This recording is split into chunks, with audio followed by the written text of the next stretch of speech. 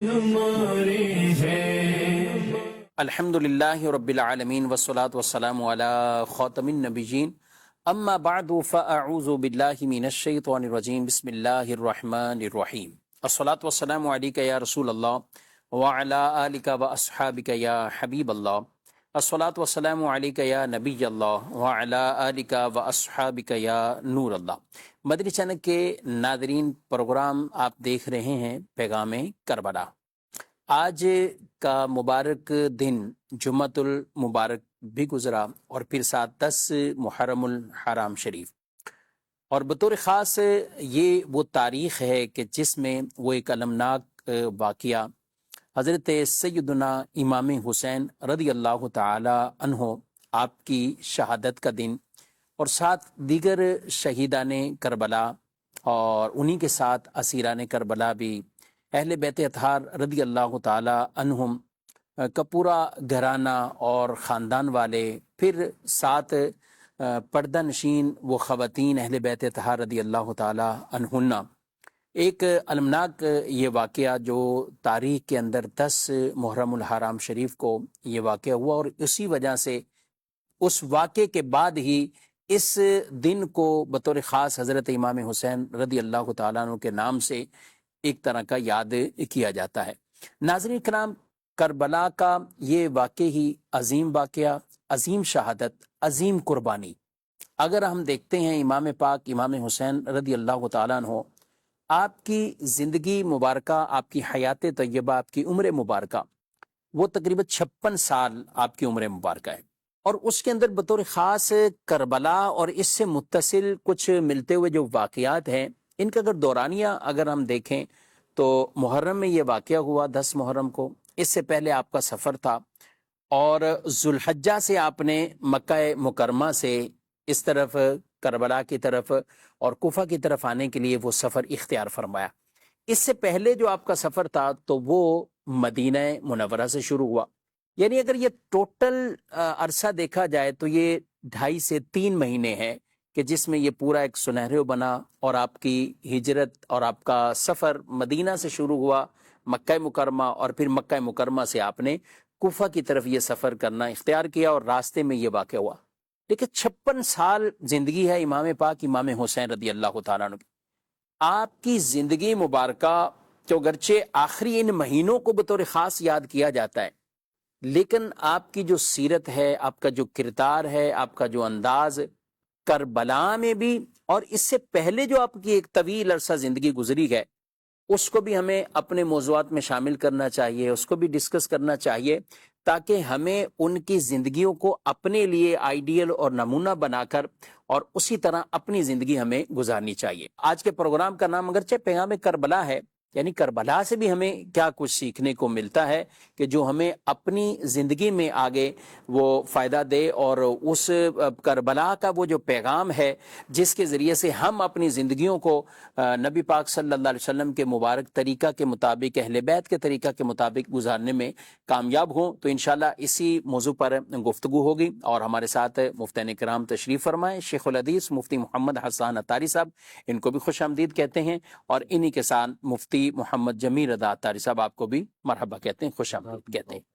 حسان صاحب کیا فرماتے ہیں، یہ دن مبارک جب گزرتا ہے تو ظاہر ہے دن میں بھی اور ان راتوں میں بھی بطور خاص اہل بیت اطہار رضی اللہ تعالی عنہم ان کا ذکر خیر ہوتا ہے،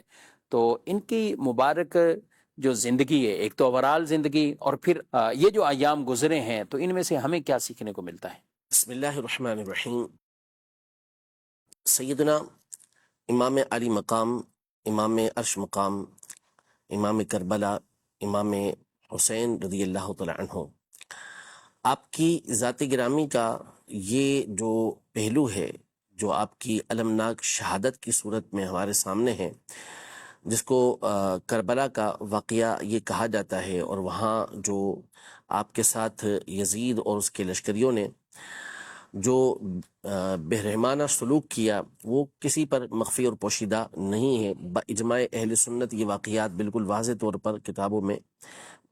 مذکور، اور یزید کے لیے جو حکم فسق ہے وہ سب کتابوں کے اندر موجود ہے۔ امام حسین رضی اللہ تعالی عنہ کا جو قربانی دینا ہے کربلا میں، تو فلسفہ کربلا کے حوالے سے اس فلسفہ قربانی پر تو بہت ساری کتابیں بھی موجود ہیں. ظاہر ہے کہ آپ کی زندگی ویسے تو پوری کی پوری آئیڈیل ہے، لیکن خاص یہ جو واقعہ ہوا تو اس کے بعد آپ کی ذات کا جو بنیادی مرکز بن گیا وہ یہی قربانی بن گیا.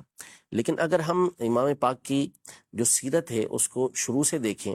اور کئی واقعات جو آپ کی سیرت کے اندر ہمیں ملتے ہیں تو اس میں ہمیں بہت کچھ سیکھنے کو ملتا ہے. جیسے مثال کے طور پر شمائل ترمذی میں امام ترمذی رحمۃ اللہ تعالی علیہ ایک حدیث لے کر آئے کہ سیدنا امام حسن مجتبی رضی اللہ تعالی عنہ نے اپنے والد گرامی حضرت سیدنا علی المرتضیٰ کرم اللہ تعالی وجہہ الکریم سے نبی پاک صلی اللہ تعالی علیہ وآلہ وسلم کی مبارک صورت اور مبارک سیرت کے بارے میں پوچھا، سوال کیا. تو سیدنا مولا پاک رضی اللہ تعالی عنہ نے حضرت امام حسن رضی اللہ تعالی عنہ کو بڑی تفصیل کے ساتھ نبی پاک صلی اللہ علیہ وسلم کے کچھ احوال کا بیان کیا کہ یہ نبی پاک صلی اللہ علیہ وسلم کا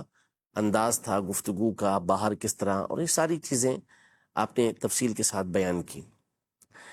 امام حسن رضی اللہ تعالی عنہ یہ فرماتے ہیں کہ میں نے یہ بات امام حسین رضی اللہ تعالی عنہ سے چھپا کر رکھی، ان کے سامنے بیان نہیں کی کہ میں ان کو جا کے اچانک بتاؤں گا. اللہ. اور مقصد یہی تھا کہ ان کو میں نبی پاک صلی اللہ علیہ وسلم کی سیرت بتاؤں گا تو یہ اس پر عمل کریں گے تو مجھے بھی ثواب ملے گا، اور ان کو خوشی بھی ہوگی کہ میں نے ان کو خوشی بھی ہوگی. تو امام حسن رضی اللہ تعالیٰ عنہ حضرت امام حسین رضی اللہ تعالیٰ عنہ کے پاس گئے بعد میں اور ان کو یہ باتیں بیان کی. تو امام حسین رضی اللہ تعالیٰ عنہ نے کہا کہ یہ ساری باتیں میں پہلے ہی والد گرامی سے سن چکا ہوں، اللہ. اور اس کے علاوہ یہ باتیں بھی میں نے معلوم کی ہیں. تو پھر آگے اور بھی جو نبی پاک صلی اللہ علیہ وسلم کی سیرت مبارکہ سے متعلق باتیں تھیں وہ بیان کی. اچھا، وہ جو سنا پوچھا یہ سارا اس لیے تھا کہ اس کے ساتھ اتعلق ہوں، میں تعلق جوڑوں، یعنی میں اس پر عمل پیرا ہو جاؤں. اس لیے ان دونوں شہزادوں نے اپنے والد گرامی سے، اپنے ماموں حضرت ہند بن ابی حالہ رضی اللہ تعالی عنہ سے اس بارے میں سوالات کیے تھے کہ نبی پاک صلی اللہ علیہ وسلم کی مبارک سیرت کو جانے اور اس پر عمل پیرا ہو سکے. تو امام حسین رضی اللہ تعالی عنہ وہ ہستی کہ نبی پاک صلی اللہ علیہ وسلم کے محبوب ہیں، حضور پاک صلی اللہ علیہ وسلم کے محب ہیں، نبی پاک صلی اللہ تعالی علیہ وآلہ وسلم کے شہزادے ہیں، حضور پاک صلی اللہ علیہ وسلم کا خون ہے، جنتی، صرف جنتی نہیں بلکہ جنتی نوجوانوں کے سرداروں میں سے ایک سردار ہیں، دونوں بھائی سردار ہیں. لیکن اس کے باوجود ہم یہ دیکھ رہے ہیں کہ یہ اپنے آپ کو نبی پاک صلی اللہ علیہ وسلم کی سنت و سیرت سے مستغنی نہیں سمجھ رہے کہ جی ہم تو نبی پاک صلی اللہ علیہ وسلم کے شہزادے ہیں لہذا ہمیں کسی چیز کی ضرورت نہیں ہے. تو نبی پاک صلی اللہ علیہ وسلم کی سیرت کے بارے میں معلوم کر رہے ہیں، سنتوں کے بارے میں معلوم کر رہے ہیں، آپ کے خصائص، آپ کے فضائل، آپ کے کمالات کے بارے میں سن رہے ہیں. کیوں؟ تاکہ نبی پاک صلی اللہ علیہ وسلم کی شریعت کو آگے بھی پہنچائے اور نبی پاک صلی اللہ علیہ وسلم کی شریعت پر عمل پیرا بھی. تو یہ امام حسین کی زندگی کا ایک سبق ہمیں ملتا ہے کہ باوجود قطعی جنتی ہونے کے، جنتی نوجوانوں کے سردار ہونے کے اور نسب کے اعتبار سے اتنے عالی ہونے کے کہ آپ ہاشمی گھرانے کے چشم و چراغ ہیں، اور وہ ہاشمی گھرانہ کے جس کے بارے میں خود جبریل امین علیہ الصلوۃ والسلام یہ ارشاد فرما رہے ہیں، بارگاہ رسالت میں عرض کر رہے ہیں کہ قلبت مشارق الارض و مغاربہا، کہ میں نے زمین کے مشرق و مغرب کو کھنگال ڈالا ہے. فلم ارا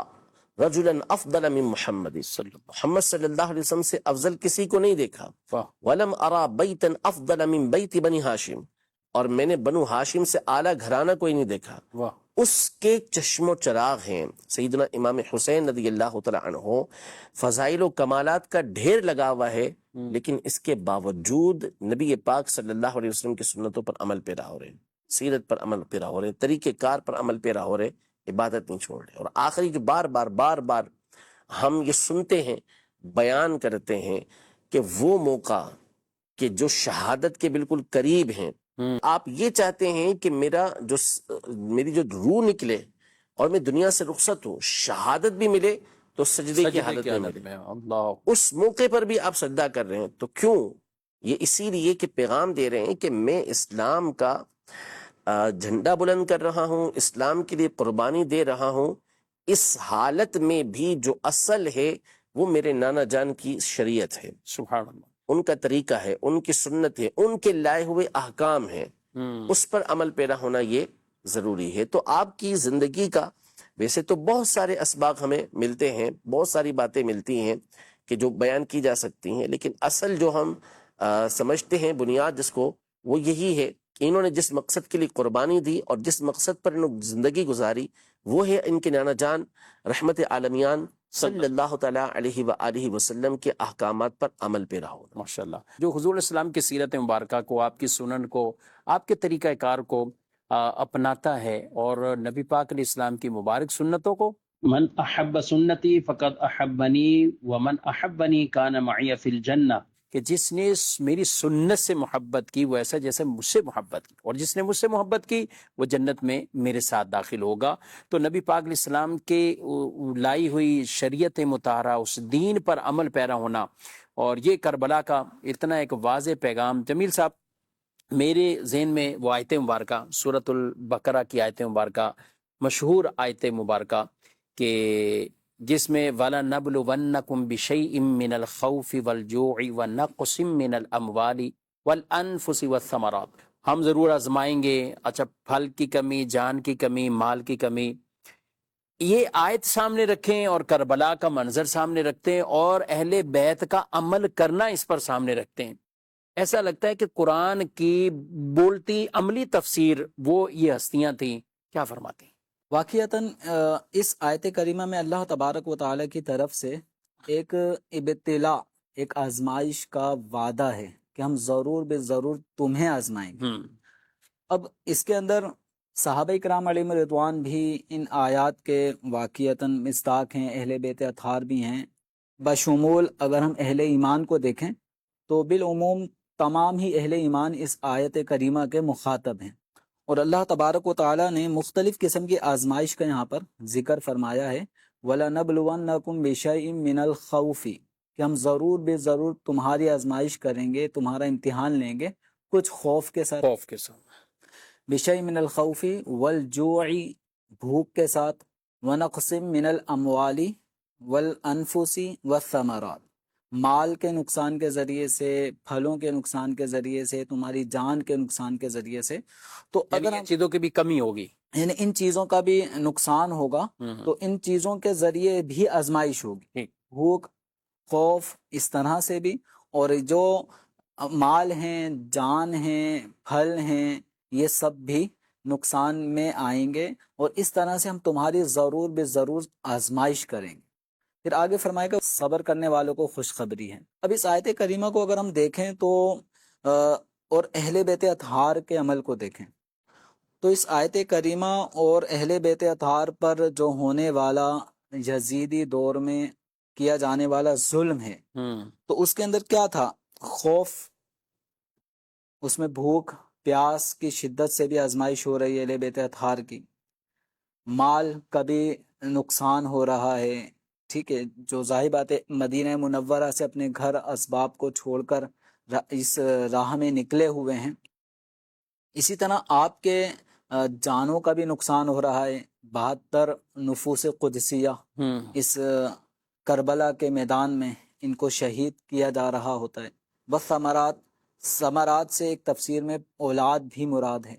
تو یہاں ہم دیکھتے ہیں کہ ننھے علی اصغر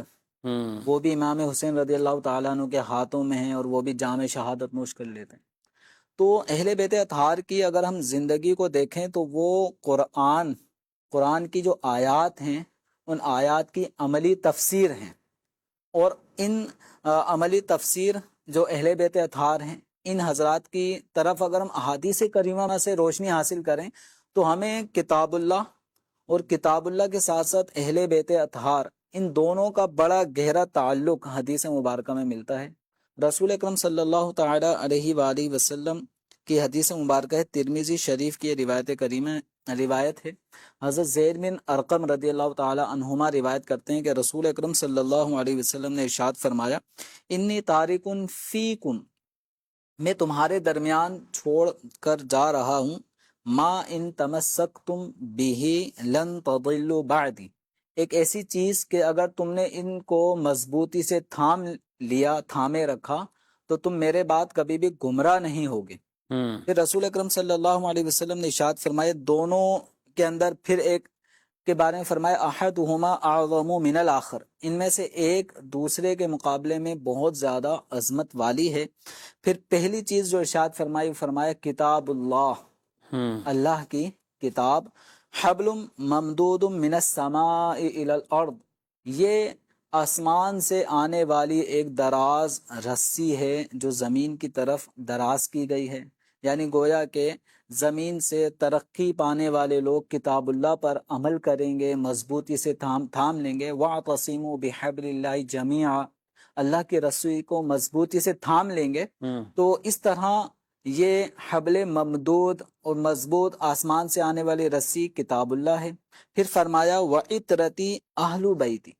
اور دوسری شے ارشاد فرمائی وہ میرے گھرانے والے ہیں، میری آل ہے، میرے گھر والے ہیں۔ پھر آپ صلی اللہ علیہ وسلم نے ان دونوں کا آپس میں کیسا گہرا تعلق ہے اس کو بیان کرتے ہوئے ارشاد فرمایا وَلَن يَتَفَرَّقَا حَتَّى يَرِدَ عَلَيَّ الْحَوْض، ان دونوں میں آپس میں کبھی بھی جدائی نہیں ہوگی یہاں تک کہ یہ میرے پاس حوض کوثر پر آ جائیں گے۔ پھر نبی کریم صلی یعنی قرآن اور اہل بیت قرآن ساتھ ساتھ، یہ ساتھ ساتھ رہیں گے، یعنی مراد یہ ہے کہ یہ قیامت تک ان کا ساتھ رہے گا، یہاں تک کہ حوض کوثر پر بھی یہ دونوں میرے ساتھ ہوں گے، میرے پاس ہوں گے۔ فانظروا کیف تخلفونی فیہما، اب تم غور کر لو کہ ان دونوں چیزوں کے، ان دونوں اشیاء کے بارے میں تم میرے بعد ان کے ساتھ کیسا سلوک کرتے ہو۔ تو ہم دیکھتے ہیں کہ کتاب اللہ میں جو احکامات ہیں، ان کتاب اللہ کے احکامات کو عملی تفسیر کے طور پہ اگر ہم دیکھتے ہیں تو صحابہ کرام علیہم رضوان کے ساتھ ساتھ اہل بیت اطہار نے واقعتاً نبی کریم صلی اللہ علیہ وسلم پر نازل ہونے والے قرآن پر عمل کا حق ادا کر دیا۔ سبحان اللہ۔ اچھا حسان صاحب، یہ جو آیتیں ہیں وَلَنَبْلُوَنَّكُمْ، جہاں پہ آزمائش کا ذکر ہے، اس سے اوپر اگر ہم جاتے ہیں تو وہاں پہ مدد چاہنے کا بھی، یا ایھا الذین آمنوا استعینوا بالصبر والصلاۃ، اے ایمان والو نماز اور صبر سے یہ مدد چاہو۔ شہادت کے بیان سے پہلے اللہ تعالیٰ نے اس چیز کا ذکر بھی فرمایا اور آگے فرمایا ان اللہ مع الصابرین، اللہ صبر کرنے والوں کے ساتھ ہے۔ یہاں پہ جہاں امام پاک امام حسین رضی اللہ تعالیٰ عنہ،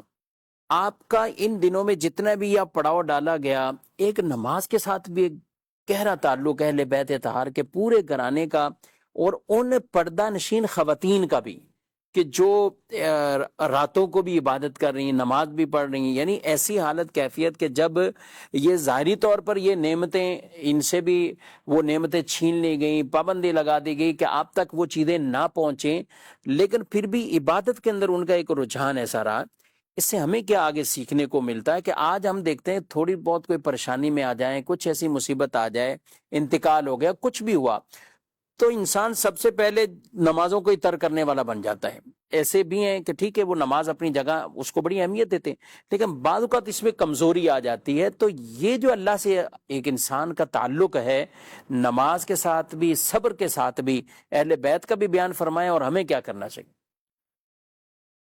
نماز کے ساتھ مدد مانگنا اور صبر کے ساتھ مدد مانگنا، خود نبی پاک صلی اللہ تعالیٰ علیہ وآلہ وسلم کی مبارک سیرت بھی یہی ہے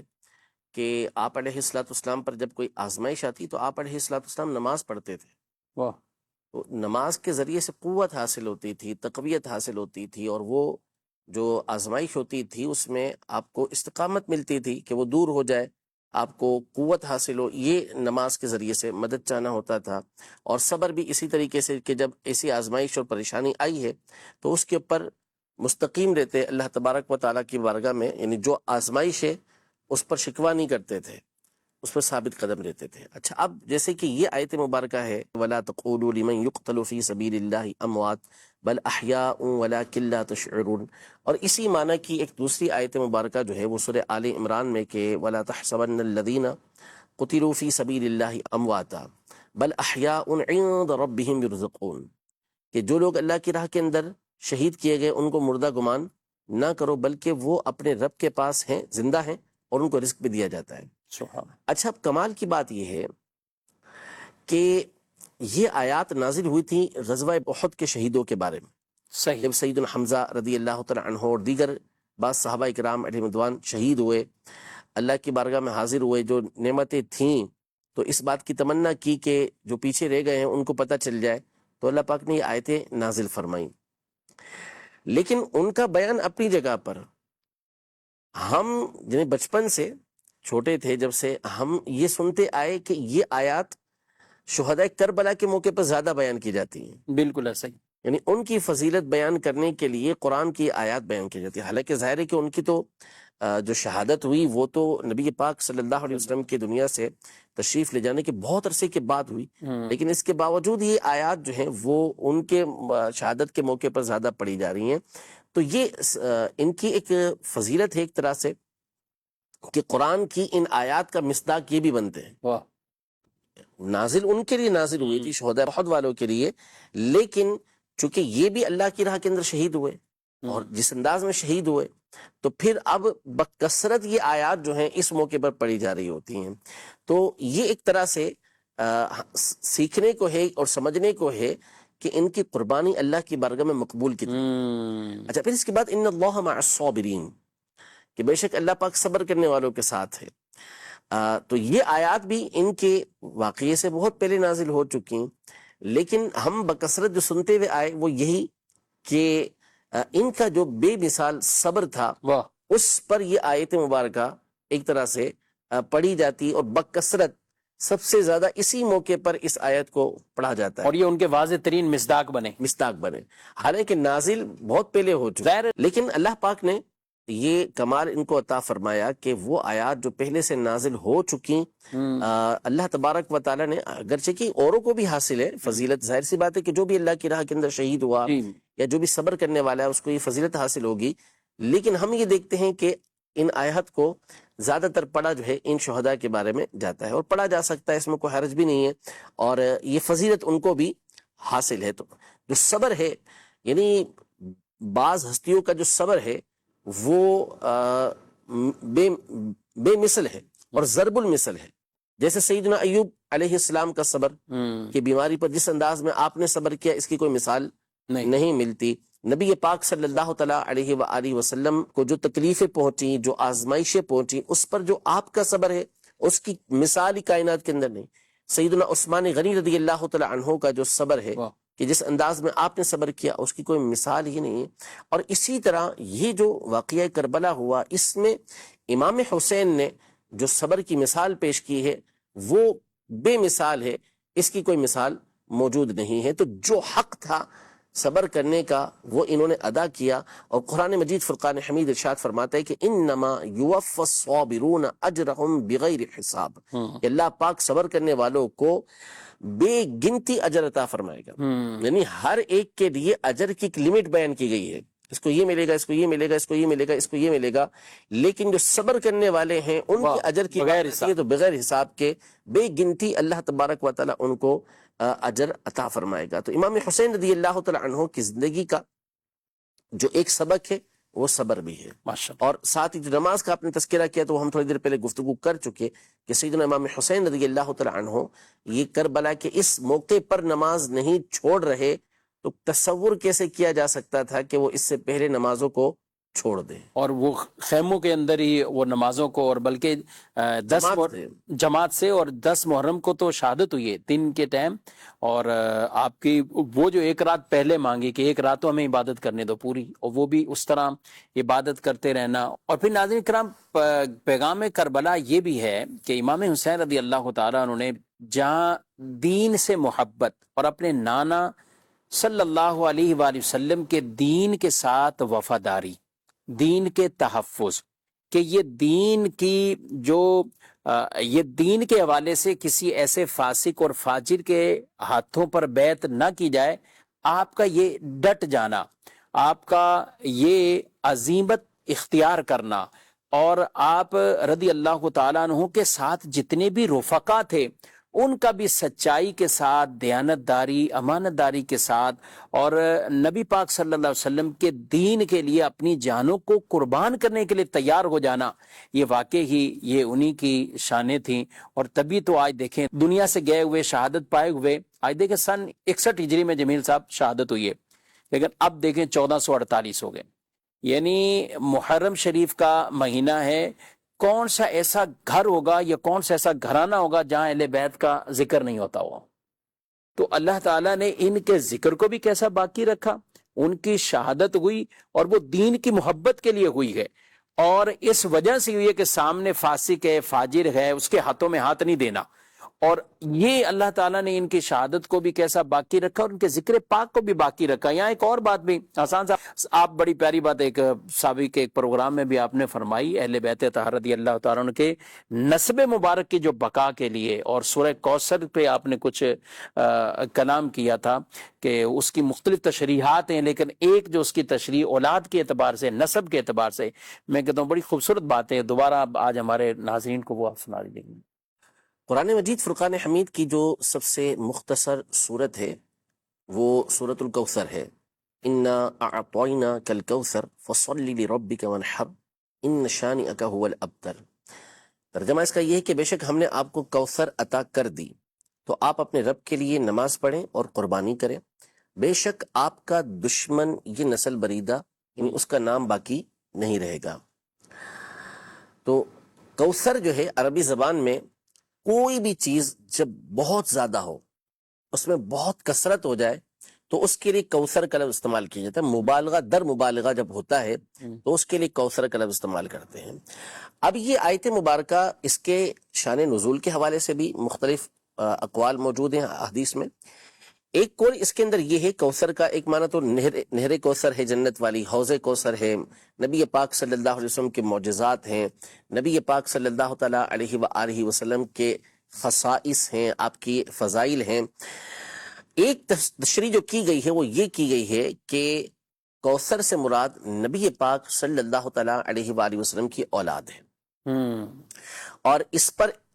ویسے تو دلیل خود اس صورت کے اندر موجود ہے، کیونکہ آخری آیت میں یہ ہے کہ آپ کا جو دشمن ہے وہ اس کا نام باقی نہیں رہے گا، منقطع النسل ہو جائے گا، اس کی نسل باقی نہیں رہے گی، یعنی اس کا نام باقی نہیں رہے گا. تو یہ آیت مبارکہ اس وقت سورت اس وقت نازل ہوئی جب عاص بن وائل نے نبی پاک صلی اللہ تعالیٰ علیہ وسلم کے شہزادے حضرت سیدنا قاسم رضی اللہ تعالیٰ عنہ کے انتقال پر یہ بات کہی کہ محمد صلی اللہ علیہ وسلم هو الابتر، نعوذ باللہ، کہ ان کی نسل یہ باقی نہیں رہے گی، نام باقی نہیں رہے گا. اس پر اللہ نے یہ صورت نازل فرمائی کہ بے شک ہم نے آپ کو کوثر عطا کی. تو کوثر یعنی ہم نے آپ کو بکثرت اولاد عطا کی. ہاں آپ کا جو دشمن ہے وہ منقطع النسل ہوگا، اس کی نسل باقی نہیں رہے گی، نام باقی نہیں رہے گا. اب جب کوثر سے مراد نبی پاک صلی اللہ علیہ وسلم کی اولاد مبارکہ لیتے ہیں تو حضور پاک صلی اللہ تعالیٰ علیہ وآلہ وسلم کی جو نسل مبارک چلی وہ سیدنا امام حسن اور امام حسین رضی اللہ تعالیٰ عنہما کے ذریعے چلی. نبی پاک صلی اللہ علیہ وسلم کے تینوں شہزادے حضرت سیدنا قاسم، حضرت سیدنا عبداللہ، حضرت سیدنا ابراہیم رضی اللہ تعالیٰ عنہم اجمعین، یہ حضرات بچپن میں ہی وصال فرما گئے. اور اس کی مختلف وجوہات علماء نے بیان کی کہ اللہ پاک نے کیوں ان کو لمبی عمر عطا نہیں فرمائی، اس میں بے شمار حکمتیں تھیں. آپ کی 4 شہزادیاں حضرت سیدہ زینب، حضرت سیدہ رقیہ، حضرت سیدہ ام کلثوم اور حضرت خاتون جنت سیدتنا فاطمہ زہرا رضی اللہ تعالی عنہن. ان میں سے حضرت ام کلثوم رضی اللہ تعالی عنہا کے یہاں تو اولاد ہی نہیں تھی، اور حضرت سیدتنا رقیہ رضی اللہ تعالی عنہا کے یہاں ایک شہزادے حضرت عبداللہ کی ولادت ہوئی، بچپن میں وصال فرما گئے. اور حضرت سیدتنا زینب رضی اللہ تعالی عنہا کے جو شہزادے تھے، ایک شہزادے تھے ایک شہزادی تھی، شہزادے حضرت علی وہ بھی بچپن کے اندر انتقال کر گئے. اور جو شہزادی تھیں حضرت امامہ رضی اللہ تعالی عنہ، تو ان کا نکاح حضرت علی رضی اللہ تعالی عنہ سے ہوا اور بعد میں دیگر سے ہوا۔ اب جو نبی پاک صلی اللہ علیہ وسلم کی اولاد ہے وہ کہاں سے چلی؟ تو حضور پاک صلی اللہ علیہ وسلم نے خود ارشاد فرمایا کہ سارے بنو آدم، جتنے بھی آدم علیہ السلام کی اولاد والے افراد ہیں، وہ منسوب ہوتے ہیں اپنے والد کی طرف، اور سوائے فاطمہ کے بیٹوں کے، کہ ان کا والد میں ہوں، ان کا عصبہ بھی میں ہوں، یعنی ان کی جو نسبت ہوگی وہ میری طرف ہوگی۔ تو مطلب یہ بنا، معنی یہ بنا کہ نبی پاک صلی اللہ تعالی علیہ وآلہ وسلم کی جو اولاد چلی وہ حضرت سیدہ خاتون جنت فاطمہ زہرا رضی اللہ تعالی عنہا کی اولاد کے ذریعے چلی، یعنی آپ کے شہزادوں کے ذریعے۔ اور آپ کے 3 شہزادے ہوئے، حضرت امام حسن، امام حسین اور امام محسن رضی اللہ تعالی عنہم اجمعین۔ ان میں سے امام محسن جو ہے وہ بچپن میں وصال کر گئے۔ جو آگے نسل مبارک چلی نبی پاک صلی اللہ تعالی علیہ وآلہ وسلم کی، وہ حضرت امام حسن اور امام حسین رضی اللہ تعالی عنہما کے ذریعے چلی۔ تو امام حسن اور امام حسین یہ وہ 2 ہستیاں ہیں کہ نبی پاک صلی اللہ تعالی علیہ وآلہ وسلم کی جو نسل مبارک ہے وہ انہی کی اولاد میں سے۔ اس میں چند خوبصورت نکتے ہیں۔ پہلی چیز تو یہ کہ ایک حدیث پاک میں یہ فرمایا کہ حسین مجھ سے ہیں اور میں حسین سے ہوں، اور پھر فرمایا کہ حسین سبتم من الاسباط، کہ اسباط میں سے ایک سبت ہیں، یعنی نبی پاک صلی اللہ علیہ وسلم کے نواسے بھی ہیں اور نسل نبوت کے لیے ایک جڑ بھی ہیں۔ یعنی نبی پاک صلی اللہ تعالی علیہ وسلم نے یہ فرمایا، گویا اشارہ دیا۔ اچھا، اس میں پوائنٹ بھی بہت اچھے اعلیٰ حضرت تو کمال ہی کرتے ہیں نا۔ تو فرماتے ہیں کہ نبی پاک صلی اللہ علیہ وسلم کا جو انداز ہے کہ حسین منی وانا من الحسین، فرماتے ہیں کہ اعلیٰ حضرت فرماتے ہیں کہ یہاں ممکن تھا عربی زبان کے اعتبار سے کہ نبی پاک صلی اللہ علیہ وسلم یوں فرماتے کہ حسین منی وانا منہ، لیکن حسین کے نام کی لذت کیسی تھی، دوبارہ ذکر کہ نبی پاک صلی اللہ علیہ وسلم نے دوبارہ ذکر کیا۔ کمال، سبحان۔ پھر آگے فرمایا کہ حسین سبت من الاسباط، تو یہاں پر بھی چاہتے تو وہ فرما دیتے، لیکن اس آپ نے دوبارہ نام لیا کہ جو ضمیر تھی اس کی جگہ اس میں ظاہر لے کر آئے، تو یہ کیا لطف اور لذت کے لیے حسین کے نام کے ساتھ، اور ان کی نام کی جو ہے وہ عظمت کو لوگوں کے سامنے ظاہر کرنے کے لیے۔ اور پھر یہ جو فرمایا کہ آپ امام حسین جو ہے یہ نسل نبوت کے لیے جو آگے چلنے کے لیے ایک سبت ہے، یعنی ایک جڑ ہے، بنیاد ہے، ان کے ذریعے سے پھر آگے نبی پاک صلی اللہ علیہ وسلم کی اولاد چلے گی۔ تو ساری دنیا میں آپ جائیں گے تو آپ کو 2 طرح کے سید ملتے ہیں، حسنی اور حسینی۔ علماء یہ ارشاد فرماتے ہیں کہ بڑی تعداد حسینی سیدوں کی، اللہ، سبحان اللہ، یعنی حسنی سید حسنی بھی ہیں، مقام و مرتبہ دونوں کا برابر کا ہے، ٹھیک ہے، یعنی دونوں طرح کے سادات کرام کا مقام و مرتبہ بلند ہے، ایک ہی طرح کی فضیلتیں ہیں۔ لیکن نبی پاک صلی اللہ علیہ وسلم کے جو یہ شہزادے ہیں، ان سے زیادہ اولادیں یہ دنیا بھر کے اندر عام ہوئی۔ اچھا، نمبر 2 کہ امام یوسف بن اسماعیل نبہانی رحمۃ اللہ تعالی علیہ اور اعلیٰ حضرت رحمۃ اللہ تعالی علیہ نے یہ ارشاد فرمایا کہ نبی پاک صلی اللہ علیہ وسلم کو اللہ پاک نے وہ کامل اولاد عطا فرمائی کہ جن کے ذریعے زمین و آسمان کا نظام قائم ہے۔ اللہ، کیوں؟ اللہ، اس لیے کہ حدیث میں یہ فرمایا کہ آسمان کے ستارے یہ آسمان والوں کے لیے امن ہے، امن کا ذریعہ ہے، اور زمین والوں کے لیے میرے اہل بیت امن کا ذریعہ ہے۔ واہ، سبحان اللہ۔ یعنی اس کا ایک معنی امام نبہانی نے یہ بیان کیا کہ قیامت تک اہل بیت اطہار باقی رہیں گے۔ سبحان اللہ، سبحان اللہ۔ کیوں؟ اس لیے کہ نبی پاک صلی اللہ علیہ وسلم نے زمین والوں کے قیام کے لیے شرط یہ قرار دی ہے کہ اہل بیت ہیں، واہ واہ، ان کے امن کا ذریعہ کیا ہے؟ اہل بیت اطہار ہیں۔ تو اہل بیت اطہار جو ہے یہ قیامت تک باقی رہیں گے، یعنی جب تک مسلمان باقی رہیں گے اہل بیت اطہار بھی باقی رہیں گے۔ یعنی ایسی اولاد اللہ پاک نے حضرت بی بی فاطمہ زہرا رضی اللہ تعالی عنہا کے ذریعے نبی پاک صلی اللہ علیہ وسلم کو عطا فرمائی۔ سبحان اللہ۔ اور یہ بات بھی ناظرین حسن صاحب جیسے ہم دیکھتے ہیں کربلا کے اس واقعے میں جمیل صاحب کے زخمی کربلا امام حسن مسنہ رضی اللہ تعالیٰ عنہ اور بیمار کربلا امام زین العابدین رضی اللہ تعالیٰ عنہ، تو کربلا میں یہ 2 شہزادے تھے، یعنی امام حسن مثنی اور امام زین العابدین جی اب یہ ایک زخمی ہیں، ایک بیمار ہیں، جی اور یہاں سے یہ واپسی جاتے ہیں۔ امام حسن رضی اللہ تعالیٰ عنہ سے ایک اور شہزادے بھی حضرت زید رضی اللہ تعالیٰ عنہ، یعنی بظاہر جو یزیدی تھے یا دشمن تھے، انہوں نے تو یہ سمجھا کہ اب تو ان کا سلسلہ، وہ بھی یہی سمجھ بیٹھے ہوں گے کہ آگے یہ نہیں ہوگا اور آگے پھیلے گا نہیں یہ سلسلہ، لیکن اللہ تعالیٰ نے اس نسب مبارکہ میں کتنی برکت رکھی ہے، کتنی برکت رکھی ہے، اور کس انداز سے آج دنیا کے کونے کونے میں حسنی حسینی سید یہ الحمدللہ موجود ہیں اور اپنا فیض لوٹا رہے ہیں۔ یعنی یہ حسنی حسینی سید موجود ہیں، اور کسی کا حسنی حسینی سید ہونا اگرچہ کہ نسب پہ فخر کرنا منع ہے، لیکن یہ کتنے بڑے شرف کی بات ہے۔ بالکل، یعنی پتہ چل جائے کہ بھئی یہ حسنی حسینی سید ہیں، واہ، لیکن یزید پلید وہ بدبخت تھا، اول تو اس کی نسل نہیں چلی، بالفرض اگر تصور کر لیا جائے کہ اگر اس کی اولاد کو کوئی بندہ موجود ہو، اور یہ بھی تصور کر لیا جائے کہ چلے وہ نیک و صالح بھی ہو، تو بھی وہ اپنی نسبت کبھی اس طرف نہیں کرے گا۔ اللہ، واقعی واقعی، کیوں؟ اب اس کا جو بدبخت کا اور بھی اس کی شرارتیں تھیں، اور اس نے صرف کربلا کا ایک کربلا ہی نہیں، اس نے اور بھی شرارتیں کی، لیکن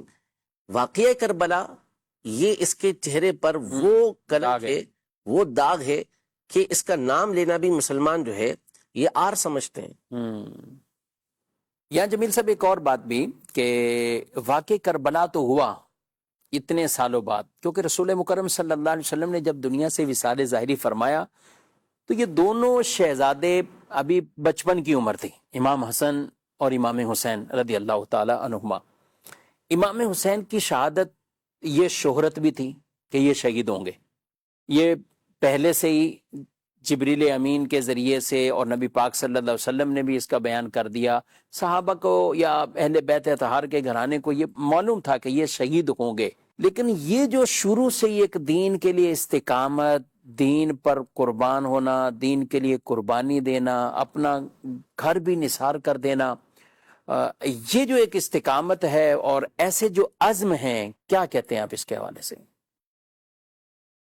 حضرت سیدنا امام حسین رضی اللہ تعالی عنہ کی رگو پے میں جو خون ہے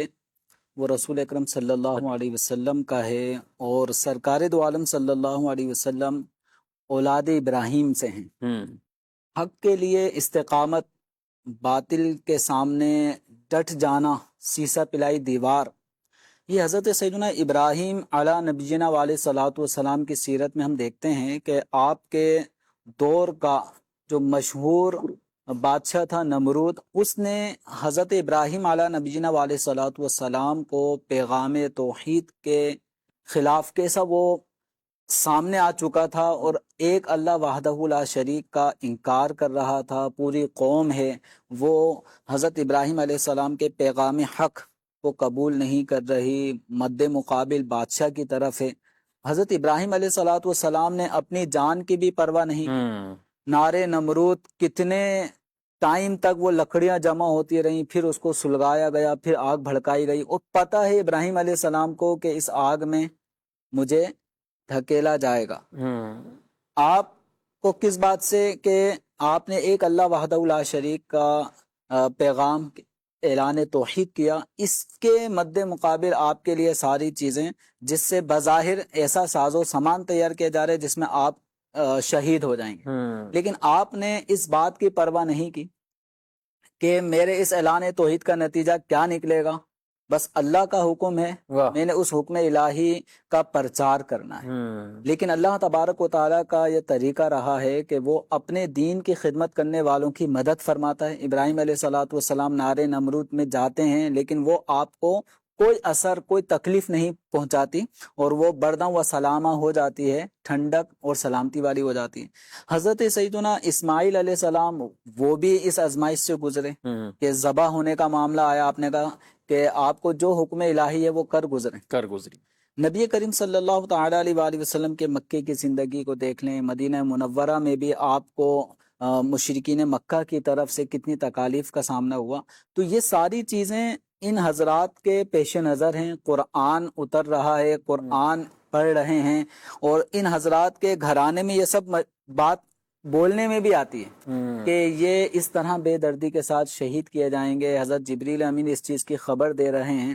لیکن ان حضرات میں سے کسی نے بھی اس چیز کے حوالے سے اللہ کی بارگاہ میں یہ دعا نہیں کہ یا اللہ اتنا ظلم و ستم ان پر ہوگا، یا اللہ ایسا نہ ہو، ایسا نہ ہو۔ تو نہ خاتون جنت رضی اللہ عنہا کوئی اس حوالے سے دعائے عافیت کر رہی ہیں کہ میرے بچوں کو اس آزمائش سے بچا لیں، نہ حضرت مولا علی، نہ سرکار دو عالم صلی اللہ علیہ وسلم، کوئی بھی صحابہ یا اہل بیت اطہار میں سے کوئی بھی اس معاملے کے حوالے سے کوئی دعا نہیں کر رہا کہ یا اللہ اس حضرت امام حسین کو شہید ہونے سے، ظلم و ستم سے بچا لے۔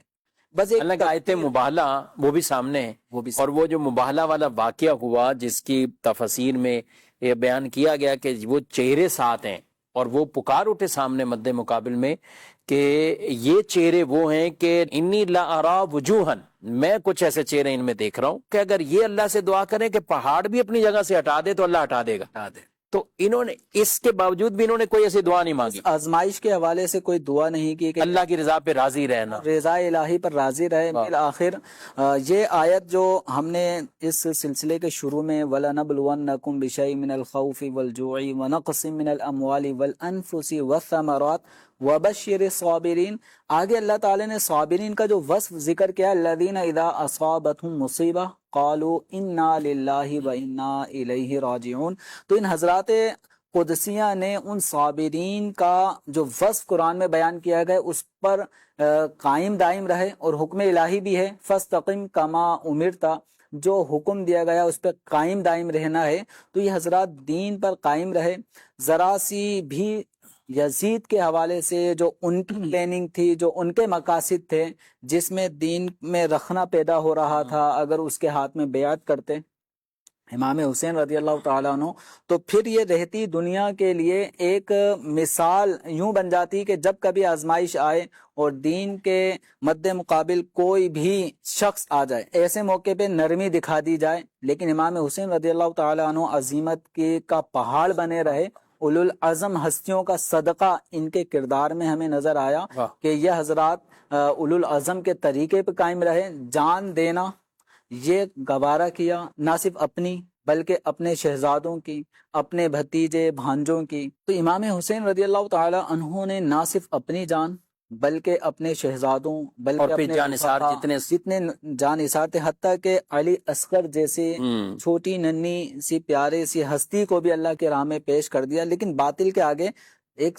سر نہ جھکایا، اور دین کی سربلندی کے لیے اپنا سب کچھ قربان کیا۔ بلکہ آپ نے فرمایا کہ میں کوئی فساد کرنے نہیں نکلا، میں کوئی سرکشی کرنے نہیں نکلا، میں تو اس امت کی حفاظت کے لیے، نانا جان کی امت کی اصلاح کے لیے نکلا ہوں۔ اور وہاں بھی امر بالمعروف بھی کیا، اور وہ بری صفات، یزیدی بری صفات کو بھی گنوایا کہ یہ صفات ہیں۔ ناظرین کرام، ہم یہ تذکرہ سنتے ہیں، میں کہتا ہوں کہ جتنی اچھی صفات ہو سکتی نا، جو شریعت مطہرہ میں جن اوصاف کو، جن اچھی عادتوں کو، جن پہ پذیرائی ہے، تعریف فرمائی گئی ہے، وہ پوری اگر لسٹ بنائی جائے نا، تو ان سب کی کامل طریقے سے جامع شخصیت امام پاک امام حسین رضی اللہ تعالیٰ نظر آئے۔ اور جو بری صفات ہو سکتی ہیں اگر ان کی لسٹ بنائی جائے تو وہ یہ یزید پلید ہے جس کے اندر یہ صفات پائی جا رہی، جہاں جھوٹ بھی ہے، دغا بازی بھی ہے، خیانت بھی ہے، شراب بھی ہے، نمازوں کو ترک کرنا بھی ہے، فساد بھی ہے، ظلم بھی ہے، اور بددیانتی بھی ہے۔ یعنی یہ ساری جو بری صفات ہیں، یہ کیا ہے؟ یہ یزیدی صفات ہیں۔ آج میں اور آپ سب سوچیں ان دونوں کی فہرست بنا کر کہ آخر میرے کردار کے اندر حسین رضی اللہ عنہ سے محبت تو ہے، دعویٰ بھی ہے، اور کرتے بھی ہیں، اور کرنی بھی چاہیے، کیوں نہ کرے؟ یہ رسول اللہ صلی اللہ علیہ وسلم کے نواسے گئے، اور میرے نبی صلی اللہ علیہ وسلم نے بشارت دی جنہوں نے ان سے محبت کی، وہ ایسے جیسے خود رسول اللہ سے محبت کر رہے، اور رسول اللہ سے محبت کرنے والے اللہ سے محبت کرنے والے۔ تو یہ جو بشارتیں عطا فرمائی ہیں ان سے، اب یہاں ہمارے اندر صفات وہ کون سی ہونی چاہیے؟ تو ایک ہی جواب ہے، وہ حسینی صفات ہونی چاہیے، تو وہ ہمیں اپنانے کی صدق بھی اس میں ہے، نماز بھی ہے، قرآن کی تلاوت بھی ہے، اور رسول اللہ صلی اللہ علیہ وسلم کے دین کے ساتھ وفاداری بھی ہے، امر بالمعروف بھی ہے، اور طرح طرح کی وہ اچھی صفات، صبر والی، شکر والی، اللہ کی رضا پہ راضی رہنے والے۔ اس کے بعد دیکھیں تو امام پاک کی جو اولاد میں سے امام زین العابدین، ان کی زندگی مبارکہ وہ بھی ہمارے لیے ایک آئیڈیل زندگی ہے، اور عبادت کے اعتبار سے دیکھیں، تقوی پرہیزگاری کے اعتبار سے تو یہی پیغام کربلا ہے۔ اللہ تعالی ہم سب کو بھی اہل بیت اطہار رضی اللہ عنہم اجمعین سے خصوصی محبتیں، عقیدتیں عطا فرمائے، اور ہم سب کو اپنی زندگی میں بھی اہل بیت اطہار رضی اللہ تعالی عنہم ان جیسے اوصاف و اعمال بجا لانے کی اللہ تعالی توفیق عطا فرمائے، دین پر ہمیں استقامت عطا فرمائے، نبی پاک صلی اللہ علیہ وسلم اور آپ کے صحابہ اور اہل بیت رضی اللہ تعالیٰ عنہم اجمعین کی ہمیں غلامی میں جینا اور مرنا نصیب فرمائے، آمین بجاہ نبی الامین صلی اللہ علیہ وسلم۔ یا حسین ابن علی، یا حسین ابن علی، حسین ہمارے ہیں مولا حسین